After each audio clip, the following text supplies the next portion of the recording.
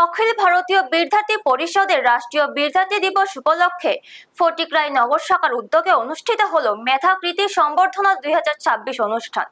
ফটিকরাইয়ের নজরুল কলা কেন্দ্রে আয়োজিত এই অনুষ্ঠানে ফটিকরাই বিধানসভা কেন্দ্রের মাধ্যমিক ও উচ্চ মাধ্যমিকের প্রথম এবং দ্বিতীয় স্থান অধিকারী কৃতি ছাত্রছাত্রীদের সম্মানিত করা হয়। অনুষ্ঠানে প্রধান অতিথি হিসেবে উপস্থিত ছিলেন ফটিকরাই নগর শাখার অন্যতম কর্মকর্তা প্রণয় চৌধুরী, ঊনকোটি জেলা পরিষদের সভাধিপতি অমলেন্দু দাস। এছাড়াও উপস্থিত ছিলেন সহকারী ফটিকরাই স্কুলের প্রধান শিক্ষক কৃষ্ণ রঞ্জন পাল, এবিপির ঊনকোটি জেলার সংগঠন মন্ত্রী অভিজিৎ দেবনাথ, ঊনকোটি জেলার সংযোজক অঙ্কন পাল সহ সংগঠনের অন্যান্য কর্মকর্তারা।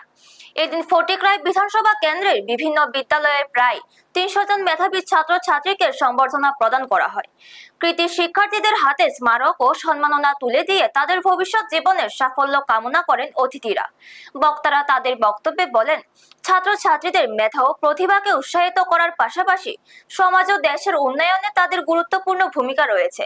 শিক্ষার্থীদের কঠোর পরিশ্রম, নিষ্ঠা ও অধ্যবসায়ের মাধ্যমে জীবনে এগিয়ে যাওয়ার আহ্বান জানান তারা। অনুষ্ঠানকে ঘিরে ছাত্রছাত্রী, অভিভাবক ও স্থানীয়দের মধ্যে ব্যাপক উৎসাহ ও উদ্দীপনা লক্ষ্য করা যায়। ব্যুরো রিপোর্ট, নিউজ তৎকাল 20। সদস্যবৃন্দ, এবিপিবির ডিউটি তো অনেক বেশি। সমগ্র ছাত্রগুলোকে সংগঠিত করা, তাদের চরিত্র গঠন, তাদের শিক্ষার ক্ষেত্রে যাতে সঠিক পরিবেশ পাওয়া যায়, বিভিন্ন বিদ্যালয়ে যাতে শিক্ষকের অভাব হোক, পরিকাঠামোর উন্নয়ন, সমস্ত সাই ওনারা দেখবেন।